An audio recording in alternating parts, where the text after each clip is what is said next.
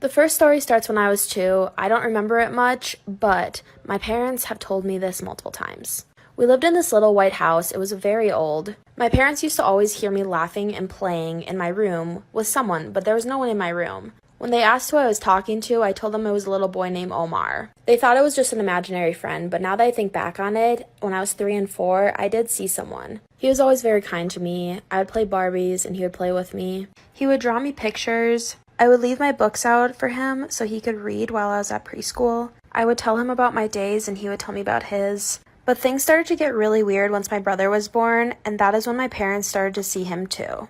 They believe that this is because he wanted to be the only little boy in the house. Stay tuned for part 2. Here is part 2 of the series of the little boy. When my brother was born, my parents used to sense and see the little boy as well. My mom used to feel his energy sitting in the rocking chair. My brother's mechanical toys used to just start making noise. He started to show up less and less in my room, and every time he would, he kind of scared me. He wasn't himself anymore. He was mad, angry, everything. My parents believe it's just because he wanted to be seen and he was lonely, and now that I had a little brother, I wasn't paying as much attention to the little boy. My mom would wake up to my brother crying in the middle of the night and go check on him, and she would sense something standing next to her. Weeks later, we moved out of that house due to a shooting in our backyard. My old nanny, who lived across the street, told us after we moved out, she would always see something in the window of my room. On my scary childhood stories. After my dad remarried, we moved into a blue house, and me and my stepsister shared a room. Right when we moved in, I already knew something was off about that house. It was just kind of creepy. I got weird vibes from it. Nothing really happened within the first couple months of living there until winter hit. Keep in mind, this was like during when I was 14 and 15. Me and my stepsister's room was right below the attic, and at night we used to hear footsteps up there. These weren't footsteps coming from an animal, they were more footsteps coming from heavy boots hitting the ground. I told my dad about it, and so he had an exterminator come over and check it out. When the exterminator came, he found no animals up there and no holes in which animals could get through. But that didn't stop the footsteps every single night. My dad didn't want me and my sister going up there, so one day when he was gone, we went up there by ourselves and found some really creepy things. Stay tuned for part 2. This is part 2 of the attic series. After the exterminator came and found no animals or places where animals could get into, me and my stepsister decided to go up into the attic after my dad had left. When we went up there, it was filthy. The first thing that we noticed were hangers, and they were hanging clothes and belts from the ceiling. The weird thing is the clothing didn't look that gross, and it looked like it hadn't been up there for very long. The energy up there just felt very intense, and we wanted to get out of there right away. The footsteps didn't stop after the exterminator came or after we went up there. We believe after we went up there, we made the spirit angry because weird things started to happen. The lights in the hallway used to turn on and off all the time, even though no one was upstairs because my parents lived downstairs. There'd be footsteps in the hallway, and when we would check, no one would be there. I can't fit everything in 60 seconds, so stay tuned for part 3. Story time about my super toxic best friend. I've had many bad best friends in the past. People that copied me, people that were just toxic, people that were just mean, people that found me competition, everything. But this best friend is definitely the worst one I've ever had in my entire life. I've made TikTok accounts with absolutely anyone. Like my friends in real life, online best friends, a bunch of accounts. I think I may have like 40 in total. I started being friends with this girl, which we're going to call Anna, by this other girl, which we're going to call Bella. So I was best friends with Bella, and she used to make a lot of online besties in Roblox. And I didn't like making online besties because my first account actually got hacked because of it. Go check out my other story time. I've made one about it. So after that happened, I never actually wanted to make online besties because I was scared I was going to get hacked again. Bella used to make a bunch of online besties every single day. And one day I joined Ragdoll with her. And she noticed that she joined the game of this other girl called Anna. And she introduced me to her, and she seemed like a super nice girl. She friended me, and I actually friended her back because I found her super fun, and I really enjoyed being with her, and she didn't seem like she was going to hack me, and she seemed nice. So we friended each other, and then me, Bella, and her used to play Roblox every single day. We used to play Meep City a lot back then. Like, every single day we would play that. And it was always us three. I never wanted to play with her without Bella because I was pretty shy. But then one day, Bella's parents banned Bella from playing Roblox for about a month because she got grounded because, I don't know, she did something. So we couldn't play together anymore.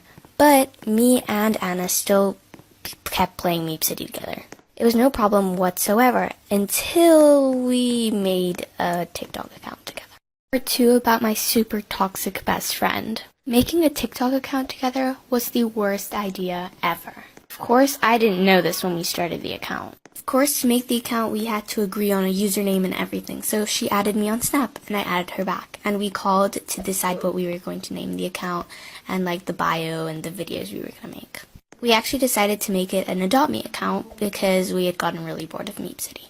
Our first video was just us introducing ourselves to our followers and stuff like that. It was pretty simple. Our first video only got like 15 views and maybe 5 likes, and I honestly thought it was pretty good for it being our first ever video. But apparently for Anna, it wasn't good enough. So one day, she decided to make a TikTok all to herself about scamming someone. She posted the video without even consulting me, so I took down the video knowing that it was wrong.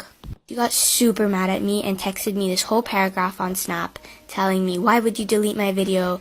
And got super mad at me, and I replied to her telling her that it was super wrong to scam someone just for clout. She got really mad, and she blocked me on Snap and changed the password to the account. I had a Snap and TikTok all on my old iPad, but I had gotten a new iPad that week, which I was super happy about. Obviously, I had to re-download all my apps, including TikTok, and obviously the password was changed, and I didn't know that, so I couldn't log back into our account. Still had my Snap account, and I asked her, "Did you change the password?"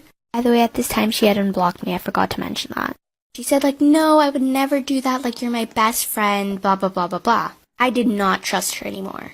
I really wanted to text Bella and tell her everything that had happened, but again, she was grounded, and I couldn't do anything about it. Since I couldn't log back into the account, and Anna said that she didn't change the password, I made my own account, which happens to be this one. I started posting my content, and I blew up. Obviously, Anna did realize after a couple months that I had blown up, and she was definitely not happy about that. And she planned to take all of my followers. And back for part 3.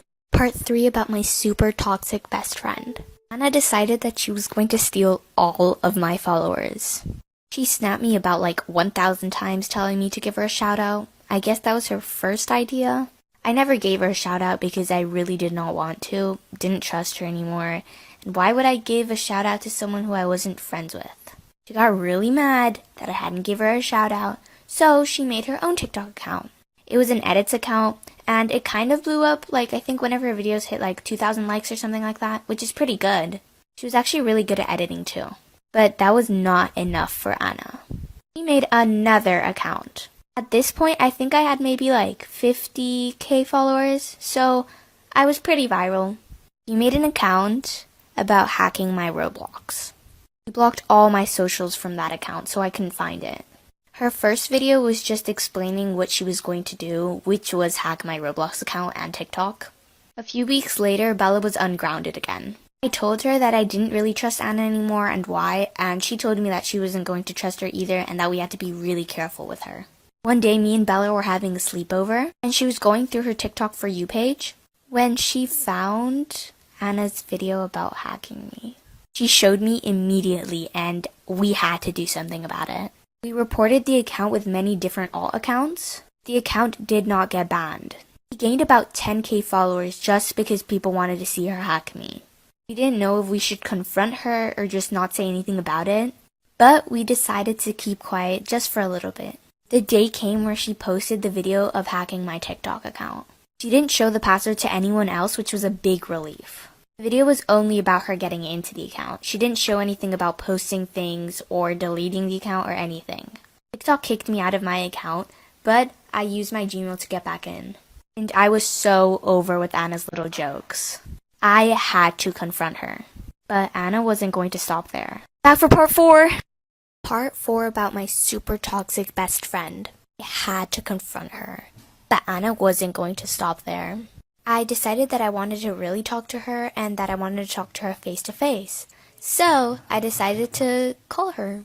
But I went onto Snap and I noticed that she had actually blocked me again. The reason that I wanted to call her face to face was because you might say things on text that you wouldn't say in real life, so.